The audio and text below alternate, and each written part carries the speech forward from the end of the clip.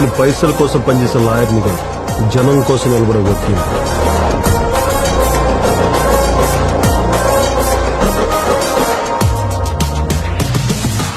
ముఖ్యమంత్రికే చెప్తా ఉన్నా, నీకు ఛాలెంజే చేస్తున్నాను ఈ ముఖ్యమంత్రికి. మీరు నన్ను ఎలా ఆపుతారో నేను చూస్తాను. నువ్వు ఎప్పటికీ భయం చూడలేవు. నువ్వు చూడగలిగేది పొగరు. ఒక దేశం జెండా పొగరు ఉంది.